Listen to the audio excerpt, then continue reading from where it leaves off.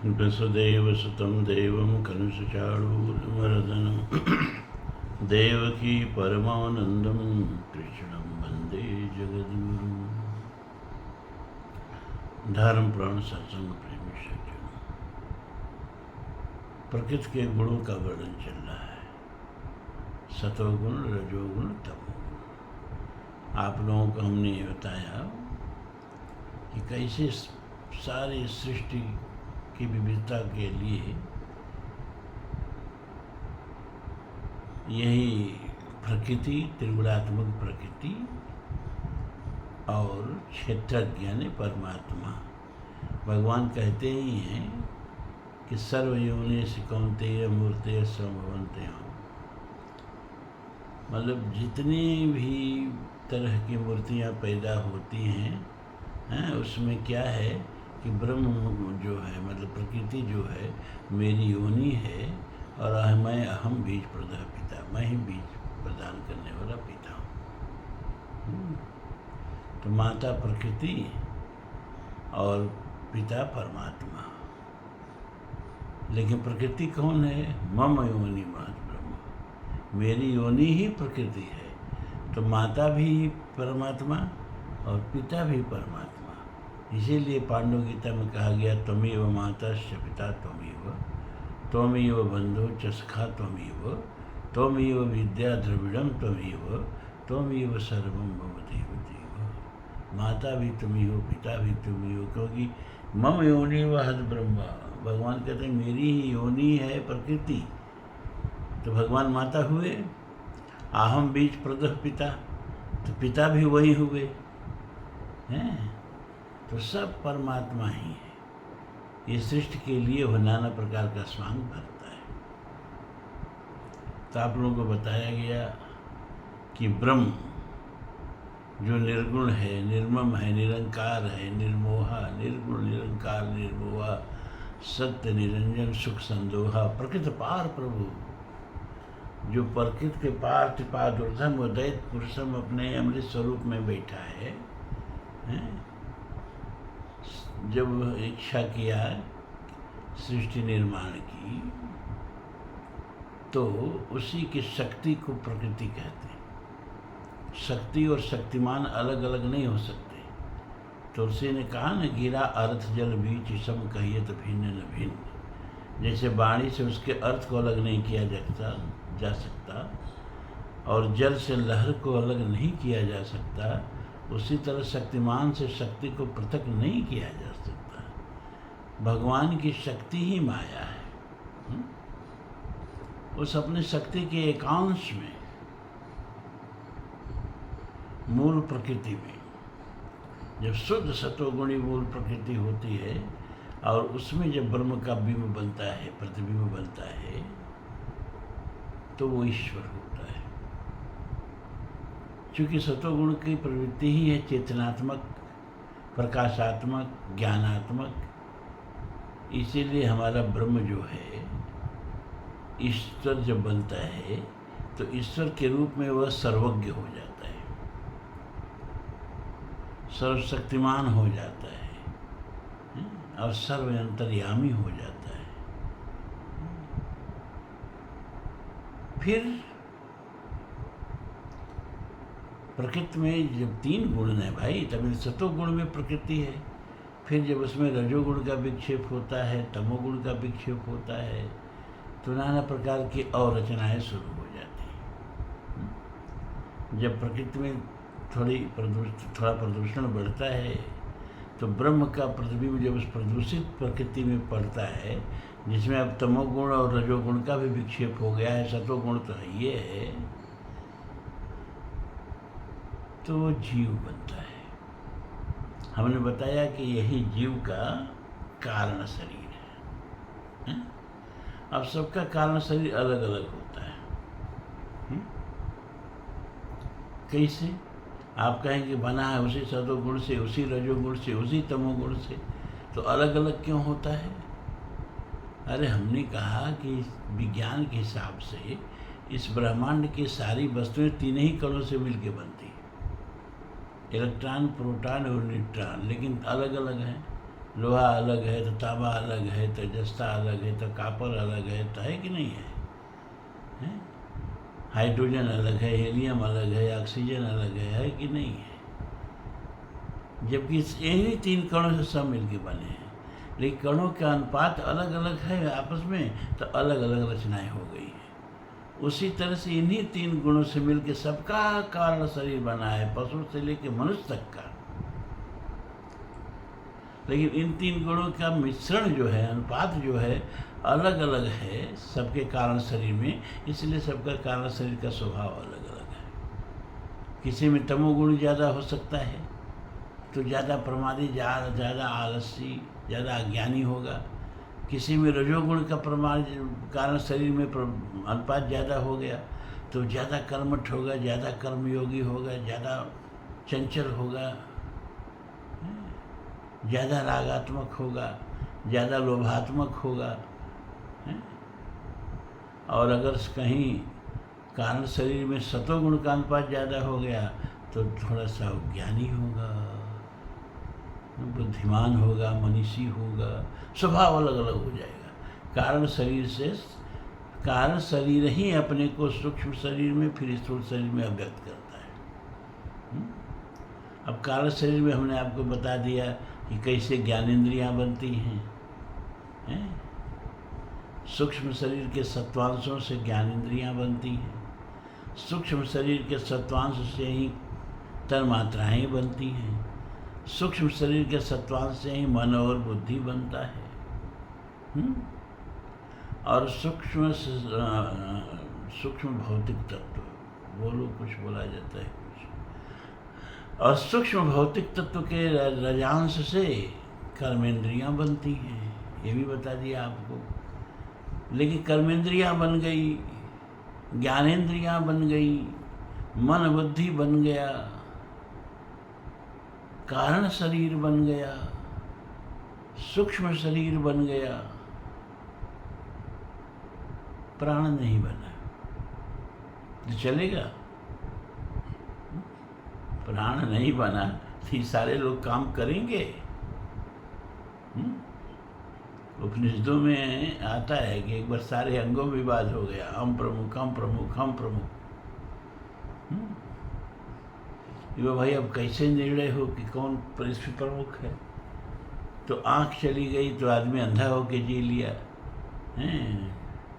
वाणी चली गई तो गूंगा बहरा होके जी लिया, हाथ चला गया तो लूला होके जी लिया, पैर चला गया तो लंगड़ा होके जी लिया।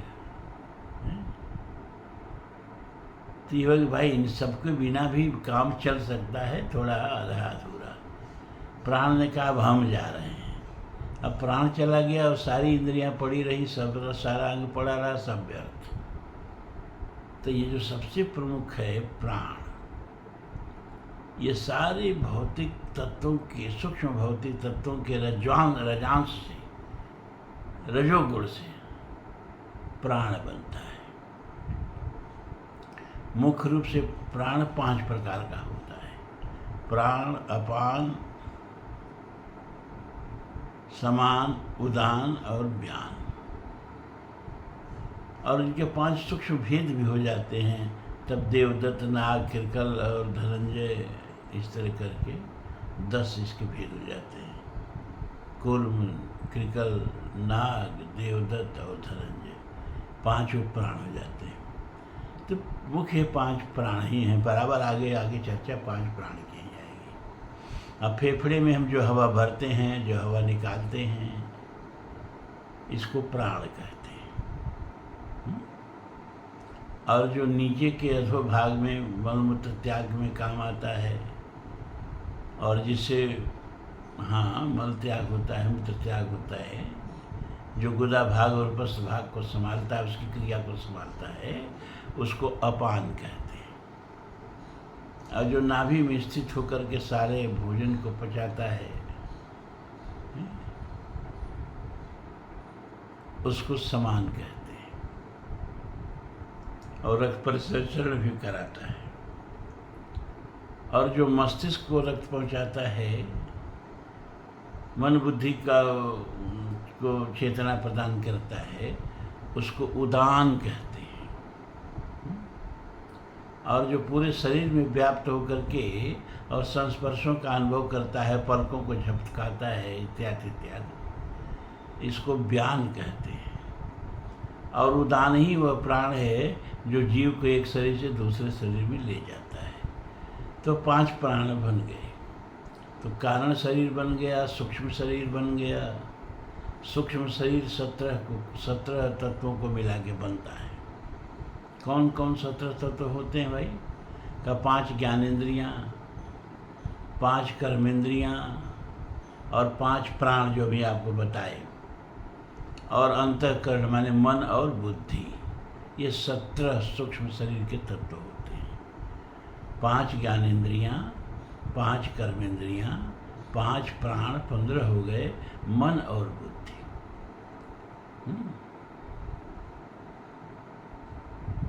तो 5 प्राण को भी आप समझ गए होंगे।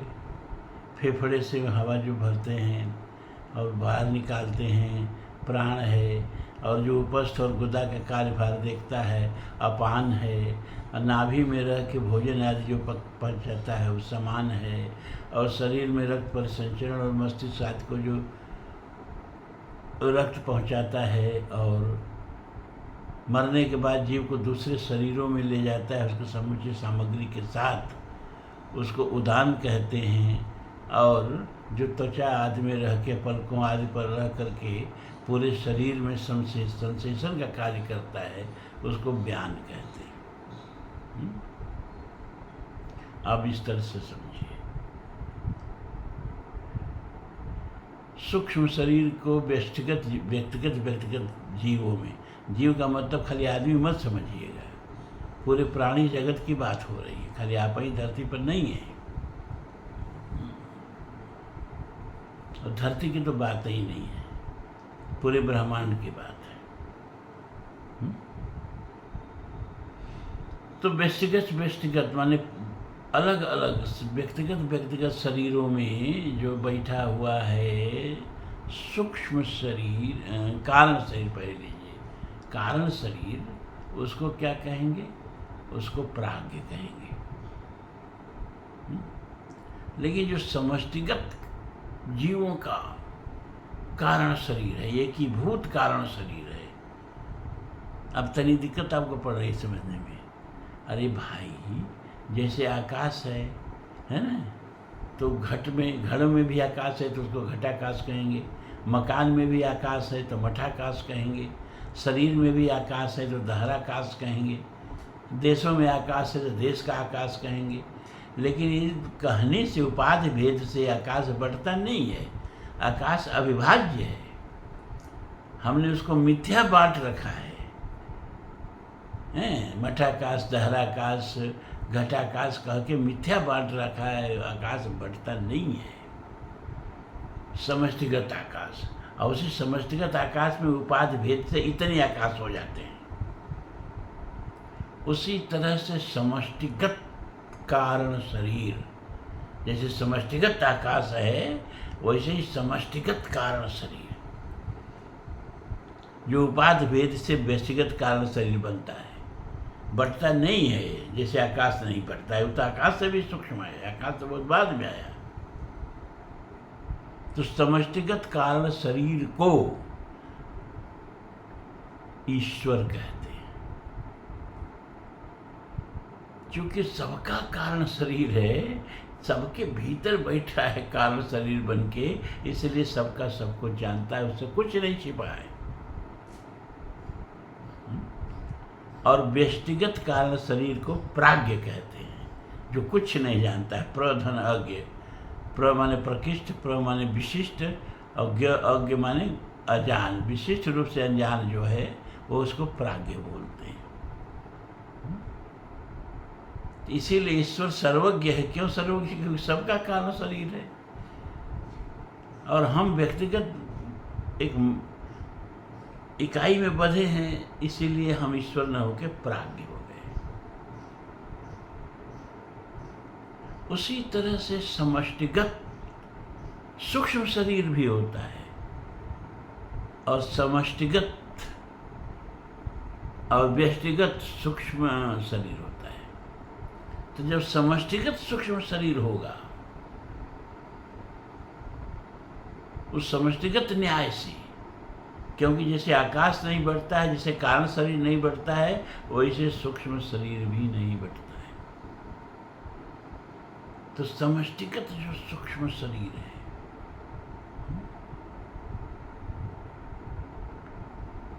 उसको हिरण्यगर्भ बोलते हैं। हिरण्यगर्भ संवर्धताग्रे भूतस्य जातः पतरीक आसीत, वेद कहता है ना। सदाधारं पृथ्वी द्यामतैमां कस्मै देवाय हविषा विधीम।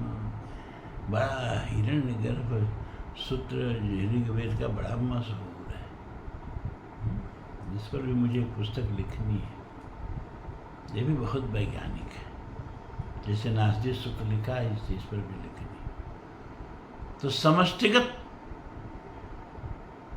सूक्ष्म शरीर, सबका सूक्ष्म शरीर का जो अभिमानी है, सबका सूक्ष्म शरीर मेरा सूक्ष्म शरीर है, जो इस तरह का जिसका बोध है, उसको हिरण्यगर्भ कहते हैं। और व्यष्टिगत सूक्ष्म शरीर के अभिमानी को तेजस कहते हैं। जैसे हमारे भीतर जो कारण शरीर है, उसका अभिमानी होने से हम प्राज्ञ हैं, हमारे भीतर जो सूक्ष्म शरीर है, उसका अभिमानी होने से हम तेजस हैं। बात समझ में आई? ये आपको आध्यात्मिक एनाटॉमी हम पढ़ा रहे हैं। जैसे कि जियोलॉजिकल एनाटॉमी आप पढ़ते हैं ना, उसमें पाचन तंत्र है, तो परिवहन तंत्र है, तो श्वसन तंत्र है, तो उत्सर्जन तंत्र है। ये सब डॉक्टर साहब से पूछिए, बताएंगे। तो ये स्थूल शरीर का ये सब है, इसके पीछे सूक्ष्म शरीर है, इसके पीछे कारण शरीर है, इसका डॉक्टर लोग नहीं बता पाएंगे, ये हम आपको बता रहे हैं। तो कारण शरीर भी हो गया, सूक्ष्म शरीर भी हो गया, भोग के लिए तन्मात्राएं भी हो गई, भोग के लिए ज्ञानेंद्रियां भी हो गया, भोग के लिए कर्मेंद्रियां भी हो गया। लेकिन अभी ये सब सूक्ष्म है, ये सब दृश्यमान नहीं है। मन को आप देखते नहीं हैं, बुद्धि को आप देखते नहीं हैं, इंद्रियों को आप देखते नहीं, इंद्रियों के गढ़े को देखते हैं, गोलक को देखते हैं, गड्ढे को देखते हैं, छिद्र को देखते हैं। सूक्ष्म इंद्रियों को नहीं देखते हैं, सूक्ष्म पांच भौतिक तत्वों को हम नहीं देखते हैं। अब जरूरत पड़ी स्थूल शरीर का। अब इन सबको एक पूरा स्थूल शरीर दे दिया जाए तो जीव जो है अपना सब भोग करेगा।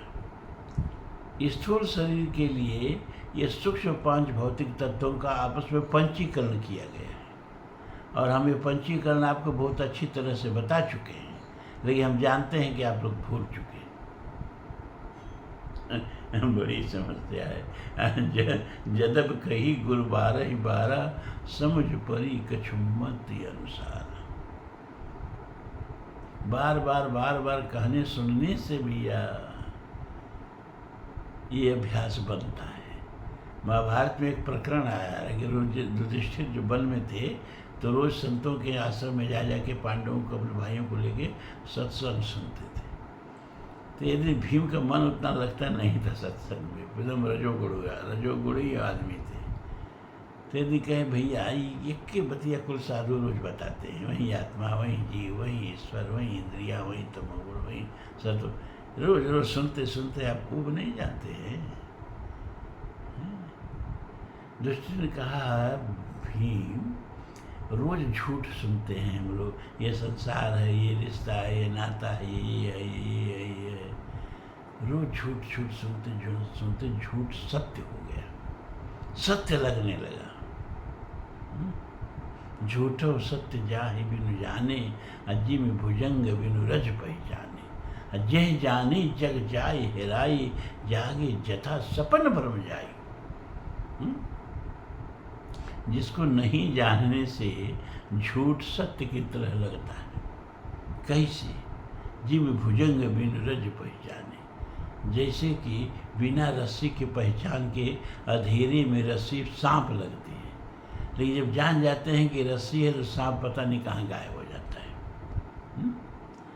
उसी तरह से निरंतर झूठ का, अज्ञान का साथ करते करते ये जो ब्रह्म है वो संसार के रूप में भाषित होने लगा। अब ये जो ज्ञान का प्रकाश संतों से मिलता है, इसमें बार बार अभ्यास से तब जाके बार बार का ये जो झूठ का अभ्यास हो गया है, वो बार बार सत्य के ज्ञान के अभ्यास से झूठ का ज्ञान मिटेगा और तब जगत ब्रह्म के रूप में दिखाई देने लगेगा। एक दिन का कोर्स नहीं है। भगवान ने तो गीता में कह दिया, बहु नाम जन्म नामंते ज्ञानवान माम प्रपद्यन्ते। बहुत बहुत जन्मों का कोर्स है अर्जुन, तू एक जन्म की बात सोच रहा है। आप लोग घबरा जाते हैं, सब क्या बता रहे हैं। इस तरह का प्रवचन सुनने का अभ्यास किसका है जी? कभी मंच पर इस तरह का प्रवचन सुने होंगे आप? तो आपको समझे में नहीं आता है कि डॉक्टर साहब किस तरह का प्रवचन और सत्संग बड़े लिया के बैठा दिए। ये क्या क्या हो रहा है, न किस्सा, न कहानी, न चुटकुला, न नाच, न गाना, न बजाना। यही असली सत्संग है। 2 साल 3 साल अगर समय हमको लगातार आप दे दिए तो मेरा आप लोगों से क्या कहें, प्रतिज्ञा है कि आप लोग बदल जाएंगे। अभी नहीं, इतना जल्दी वाला नहीं भैया। 3-4 साल अगर लगातार इस तरह हम कर्षण करते रहे ना, तो रसरी यावत जाते सेल पर परत निशान, ये चुनौती है कि आप लोग वही नहीं रह जाएंगे जो पहले पर सत्संग में आके बैठे थे। समय दीजिए थोड़ा हमें, और तब ये गुड़ गुड़ बातें अच्छी लगने लगेगी, तब किस्सा कहानी अच्छा नहीं लगेगा। तो भौतिक तत्वों का पंचीकरण से स्थूल शरीर बनता है। अब भौतिक तत्वों का पंचीकरण हमने बताया 5 है ना, 5 का 5 में मिश्रण बन के स्थूल शरीर बना दिया गया। पंचीकरण कैसे होता है? जैसे आकाश तत्व है, तो आकाश तत्व का आधा तो अपने शुद्ध रूप में रहेगा, लेकिन आधा जो बचा उसका क्या भाग हो जाएगा? 4 भाग हो जाएगा। और एक भाग उसमें जो है क्षिति तत्व मिल जाएगा, एक भाग जल तत्व मिल जाएगा, एक भाग अग्नि तत्व मिल जाएगा, एक भाग वायु तत्व मिल जाएगा, है ना। तब आकाश में 1/2 तो आकाश रहा, लेकिन ये 1/8, 1/8, 1/8, 1/8 पांचों तत्व मिल गए। इसी तरह से वायु तत्व में आधा तो वायु तत्व रहा और बाकिया आधा का 4 भाग कर दीजिए। तो एक भाग में आकाश तत्व घुस गया, एक भाग में क्षिति तत्व घुस गया, अग्नि तत्व, जल तत्व। इसी तरह से पंचीकरण होता है, और पंचीकरण के बाद ये स्थूल शरीर बना, और तब जाके यह पूरा आपका जो है आध्यात्मिक एनाटॉमी, आध्यात्मिक क्या उसको बोले, हमको तो एनाटॉमी के हिंदी नहीं आती है। अब हिंदी में डॉक्टरी पढ़ाई जा रही है मध्य प्रदेश में, तो पता नहीं क्या हिंदी बनी होगी, हम देखेंगे तो बताएंगे।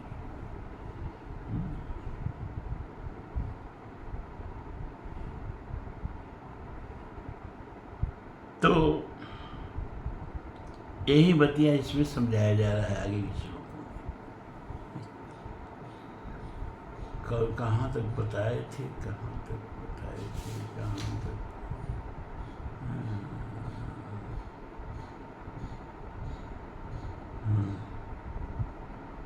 8वां श्लोक तक हो गया था।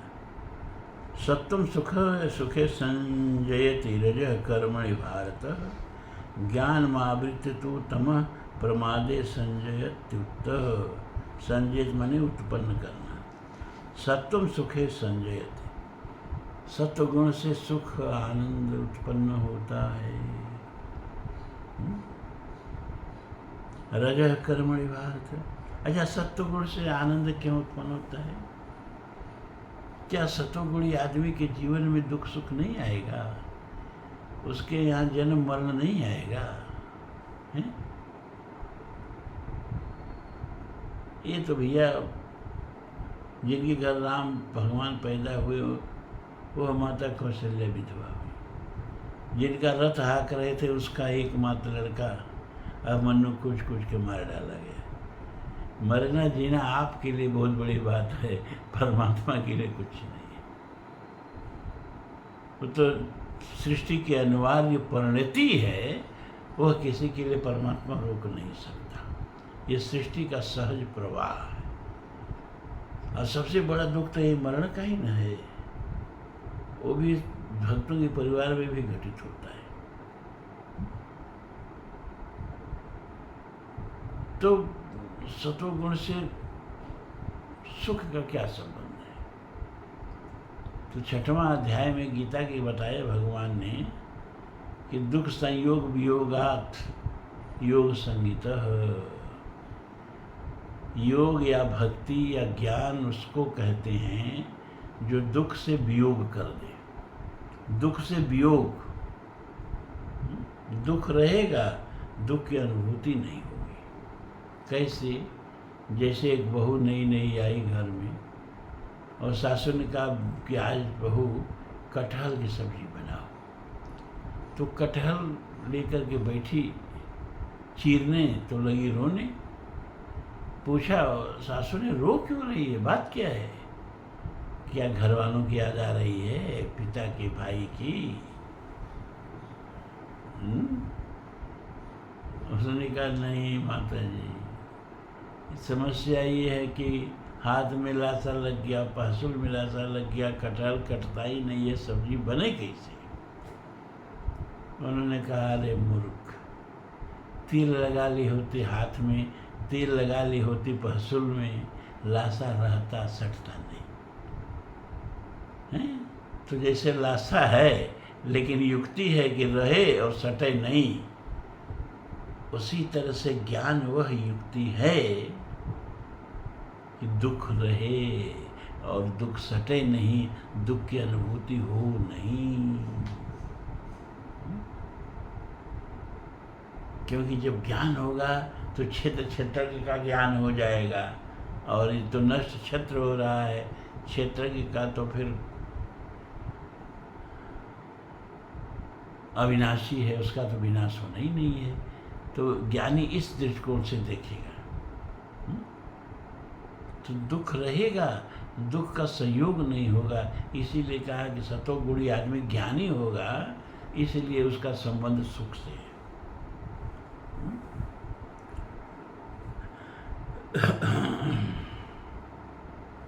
तो कहाँ गया?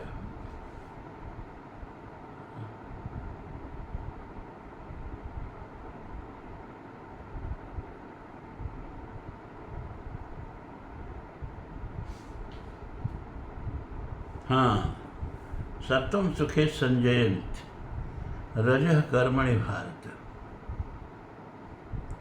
सुख, सत्व जो है, सतोगुण सुख उत्पन्न करता है, और रजोगुण जो है वो कर्म उत्पन्न करता है, कर्म में लगाता है।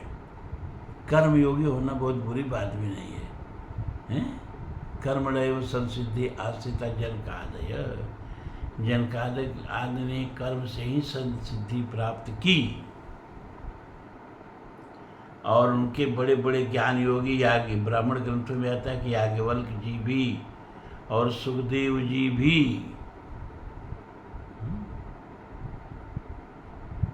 जनक का शिष्यत्व ग्रहण करते हैं, ज्ञानार्जन करते हैं। जनक जी सन्यासी नहीं थे, ये लोग सन्यासी हो गए थे। याज्ञवल्क जी, सुखदेव जी सन्यासियों में भी सर्वोच्च सन्यासी, लेकिन ज्ञान प्राप्त करने के लिए कर्मयोगी के पास गए। जाजल ब्राह्मण की कथा हम बताते ही हैं, ज्ञान प्राप्त करने के लिए कर्मयोगियों के पास गए हैं। तो कर्मयोग बुरा नहीं है। हमारे डॉक्टर साहब कर्मयोगी हैं, और उनके आलोक में, उनके सौजन्य में, उनके आभा मंडल में बैठ के हम सब लोग, आप लोग ज्ञान की प्राप्ति कर रहे हैं, ब्रह्म विद्या सुन रहे हैं। एक केवल साधु जो है ब्रह्म विद्या सुना तो सकता है, लेकिन ब्रह्म विद्या सुनाने की व्यवस्था करने के लिए कर्मयोगी की जरूरत पड़ेगी। साधु कहाँ से करेगा? और साधु लोग जो करते हैं वो उतना दूर तक जो है वो कर्मयोगी हैं।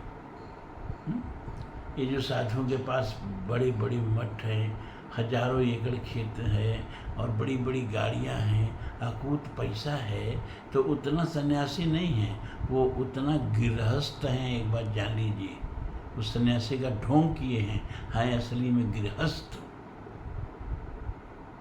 उनको अगर ढोंग उतार देते तो कहते देखो मैं तुमसे बड़ा गृहस्थ हूँ। अरे जिसका छोटी सी संपत्ति है उस आदमी को रात संपत्ति की चिंता लगी रहती है।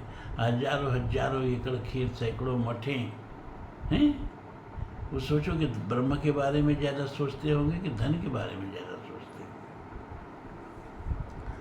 तो सत्यम सुखे संजयति रजः कर्मणि भारत, ज्ञानमावृत्य तो तमः प्रमादे संजयत्युत।